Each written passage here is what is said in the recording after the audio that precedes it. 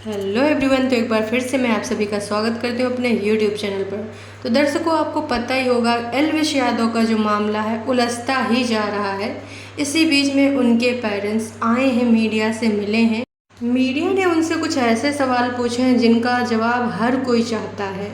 जी हाँ, मीडिया ने एल्विश यादव की लाइफस्टाइल, एल्विश यादव कितना कमाते हैं और एल्विश यादव अगर कोई गलती करते हैं जैसे कि मारपीट वाली घटना जो सागर ठाकुर के साथ उनकी ये भी रिसेंटली हुई थी, तो इस पर भी उनसे पूछा गया उनकी माँ से।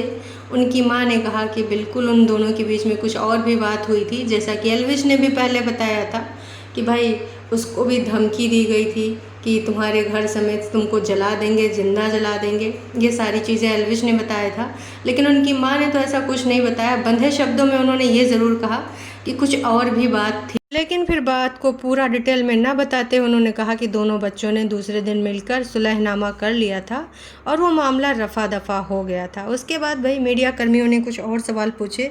एक सवाल ये भी था कि भाई उसकी जो लाइफस्टाइल है और वो जितनी गाड़ियाँ यूज़ करता है, मीडिया में दिखा रहे हैं कि करोड़ों के उसके फ्लैट हैं, यहाँ पर भी है, दुबई में भी है, तो उसका सच भी उन्होंने बताया। उनका कहना था कि ज़मीन उनकी ज़मीन के बदले में मिली हुई है, प्लस जो गाड़ियों का सच, जो महंगी महंगी गाड़ियाँ, उसका सच अगर आप सुनेंगे तो आप भी चौंक जाएंगे। उनका कहना था कि जैसा कि आप सबको पता है कि ये कंटेंट क्रिएटर हैं और जो यहाँ पर इनसे जुड़े लोग हैं उनको कुछ नया कंटेंट देने के लिए, हवाबाजी करने के लिए वो ऐसी गाड़ियों को लेता था।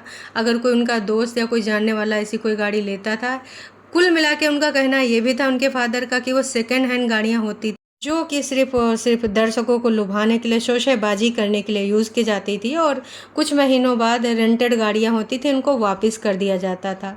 इस प्रकार की बातें उनके पिताजी ने बताई हैं। उनकी माँ का लगातार बस एक ही कहना था कि उनके बच्चे को फंसाया जा रहा है और पिताजी भी उनके काफ़ी इमोशनल हो गए। तो क्या वाकई में इनको कुछ फंसा रहा है?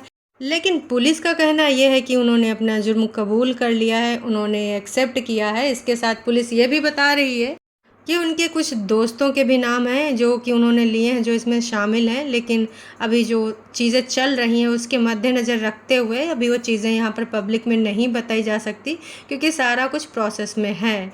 इन सारी बातों में कितनी सच्चाई है, इन मीडिया की बातों में कितनी सच्चाई है, और अभी जो इनके माता पिता हर जगह पे न्यूज़ वाले बुला रहे हैं, मतलब ऐसे पीछे पड़े हैं, हर कोई चैनल बस बुला रहा है, क्योंकि अब इस समय जो चल रहा है बस वो टीआरपी टीआरपी टीआरपी। भाई साहब, मतलब ऐसी ऐसी बातें बताई जा रही, कहीं ना कहीं पुलिस को संदेह के घेरे में ले रहा है। भाई ये मीडिया कर्मियों को कैसे पता कि एल्विश को 3 कंबल दिए गए थे, या फिर एक कंबल में सोया, फर्श पे सोया, बेचैनी में सोया, फलान किया, धमाक किया? क्या अंदर तक मीडिया कर्मी पहुंच गए हैं? इस तरीके की बातें सिर्फ टीआरपी के लिए शोभा नहीं देती हैं और ऐसी बातें और की जा रही हैं। देखिए, अगर इन्होंने गुनाह किया है तो गुनाह तो छुप नहीं पाएगा, और अगर ये निर्दोष तो कानून तो सबके लिए एक समान है भाई, तो इनको भी न्याय अवश्य मिलेगा, बस थोड़ा सा टाइम लगेगा। 14 दिन की न्यायिक हिरासत है, अब इसमें क्या क्या पूछताछ होगी, किस तरीके से होगी, और अगर ये वाकई में इन्वॉल्व हैं तो ये कबूल भी कर लेंगे, क्योंकि पूछताछ ऐसे घुमाव फिराव करके की जाती है कि भाई अच्छे अच्छे लोग हार जाते हैं। खैर, बात जो भी है, पर ये शोशेबाजी और ये सब दिखावा, आप देखिए लोग इन सब चीज़ों को कितना सच समझते हैं। जितने भी बड़े बड़े यूट्यूबर होते हैं, तमाम ऐसे प्रमोशन के लिए वो गाड़ियाँ यूज़ करते हैं। आज एक बात क्लियर हो गई, इसी प्रकार से न जाने कितनी चीज़ों का प्रमोशन करने के लिए ऐसे यूज़ किया जाता है कुछ दिनों के लिए। इसके अलावा एक सवाल और पूछा गया, उनका कहना था जब आपका लड़का मारपीट करता था या फिर ऐसी कोई धमकी वाली वीडियोस बनाता था तो आपने उसको कभी क्यों नहीं समझाया? इस पर उनकी माँ का जवाब यही था कि हर माँ बाप अपने बच्चे को अच्छा संस्कार देते हैं, और जब भी मुझे लगा कि वो कुछ गलत चीज़ कर रहा है तो बिल्कुल मैंने उसको टोका है और कई बार इस बारे में समझाया भी है। कुल मिला के इस समय मीडिया के लिए ये मैटर सिर्फ टीआरपी का मैटर बना है। अगर इसने गलत किया है या फिर सही किया है, इस चीज़ को लेकर मीडिया का कुछ भी लेना देना नहीं है। हाँ, कौन से चैनल पे उसके मम्मी मिल जा रही है, कौन से उसके चैनल पे पापा मिल जा रहे हैं, उनको जल्दी से पकड़ो और बस टीआरपी को भुनो। अपने देश की मीडिया भाई किस तरफ जा रही है, क्या कर रही है मीडिया? ऐसी ऐसी चीज़ें, ऐसे ऐसे थंबनेल लगाए जा रहे हैं ऐसे ही न जाने कितने केसेस में ऐसी मीडिया की भूमिका रही है जिस पे ना मुझे लगता है कि गवर्नमेंट को मीडिया के लिए भी कुछ रूल्स बना देने चाहिए कि अगर कोई कुछ मनगढ़ंत चीज़ें प्रस्तुत कर रहा है तो उसके लिए कुछ तो होना चाहिए। और जहाँ तक न्याय की बात है तो देखिए मामला इतना हाईलाइटेड हो चुका है, तो जो सच होगा वही पता चलेगा और उसी के हिसाब से कानून प्रक्रिया एक्शन लेगी। आपको क्या लगता है इस बारे में कमेंट करके ज़रूर बताइए। और मीडिया जिस तरीके से इस मैटर को भून रही है इस बारे में आप क्या कहना चाहेंगे वो भी कमेंट करके ज़रूर बताइए।